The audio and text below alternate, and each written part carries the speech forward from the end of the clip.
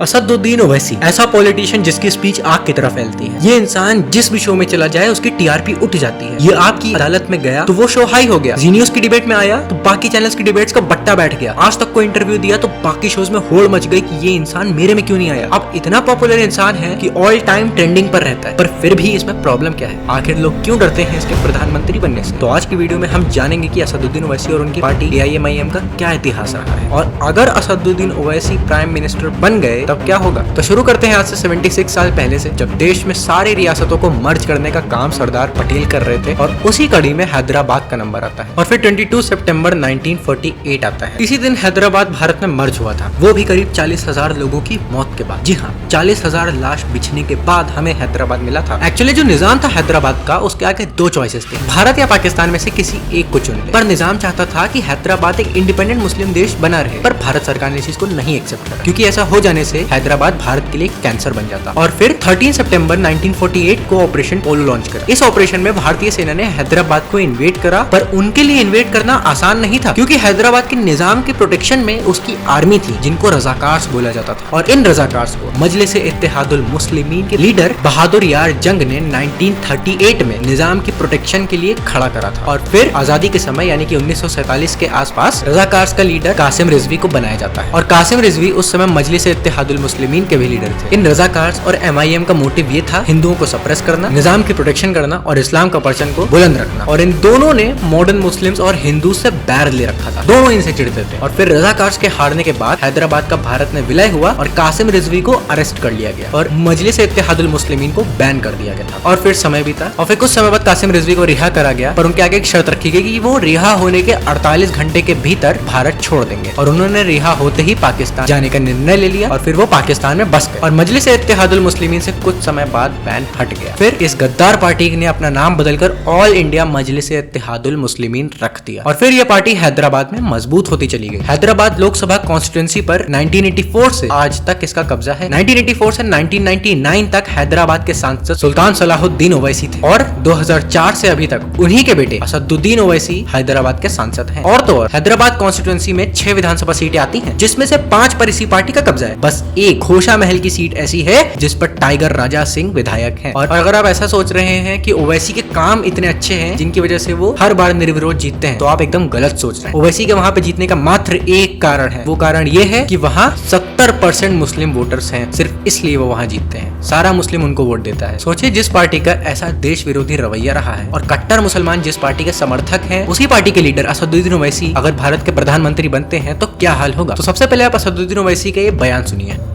जब कौन बचाने आएगा तुमको, जब योगी अपने मठ में चले जाएंगे, मोदी पहाड़ों में चले जाएंगे, जब कौन आएगा। अब इनके छोटे भाई अकबरुद्दीन ओवैसी का ये बयान सुनिए। हिंदुस्तान, हम 25 गॉड है ना, तुम 100 गॉड है ना, 15 मिनट के लिए पुलिस को हटा लो, बता देंगे किसमें हिम्मत है, कौन सा। ये सब सुन के गुस्सा आया। ऑफ कोर्स यार, क्यों नहीं आएगा। सबसे पहले आपको इनकी पार्टी के बारे में बताता हूँ। ये पार्टी पहली बात तो हैदराबाद के भारत में मर्ज होने के खिलाफ थी, और जो रजाकार्स इंडियन आर्मी से युद्ध कर रहे थे, उन रजाकार्स को इसी पार्टी ने खड़ा करा था। इस पार्टी में केवल कट्टर मुसलमान हैं, और जो एक आध हिंदू होंगे वो पपेट हैं सिर्फ, और जो खुली सोच वाले मुसलमान हैं वो इस पार्टी से चिढ़ते हैं। अब पहली बात तो ये कि वो ऐसी PM बन तो नहीं पाएंगे, बट बाय चांस अगर मान लीजिए बन गए तो ये डायरेक्टली इस देश को इस्लामिक नेशन नहीं बनाएंगे, क्योंकि हर पार्टी को वोट से प्यार होता है, और अगर ऐसा कर दिया तो फिर 80-90 करोड़ हिंदू वोट बैंक को खो देंगे और एक भयंकर सिविल वॉर हो जाएगी। हाँ, ये संसद में, रेलवे स्टेशन पर और बाकी पब्लिक प्लेसेस पर नमाज जरूर पढ़वा सकते हैं, और जैसे आज विदेशी मेहमानों को भगवत गीता, राम दरबार ये सब गिफ्ट में दिया जाता है, वैसे शायद इनके राज्य में ना हो। देखिए, जैसे बीजेपी सॉफ्ट हिंदुत्व पर फोकस करती है, वैसे ही ओवैसी सॉफ्ट मुस्लिम हुड पर फोकस करेंगे। और कहीं आप ऐसा तो नहीं सोच रहे कि फिर से मुस्लिम अपीजमेंट चालू हो जाएगा, फिर से गौ हत्या धड़ल्ले से होगी, फिर से 370 लगा दिया जाएगा, देश में जय श्री राम बोलना मुश्किल हो जाएगा, हमारे मंदिरों पर खतरा मंडराने लगेगा। तो आप सही सोच रहे हैं। और रही बात ओवैसी के PM बनने की, तो 2050 के बाद वो PM बन सकते हैं, क्योंकि कई रिसर्चेस हुई जिसमें बताया गया कि 2050 तक भारत में दुनिया के सबसे ज्यादा मुस्लिम होंगे, और सिर्फ मुस्लिम एरियाज में ही आज तक जीते हैं। ऐसा कोई मुस्लिम बहुल एरिया नहीं है जहां ओवैसी ने अपना दांव खेला और वो हार गए। हर मुस्लिम बहुल एरिया में ओवैसी जीते हैं। इसलिए ये तो कंफर्म है कि मुस्लिम पॉपुलेशन ही इनको PM बना सकती है, और बहुत ज्यादा चिंता की बात है, क्योंकि आज ओवैसी जरा सी पावर होने के बावजूद इतना ज्यादा जहर उगलता है,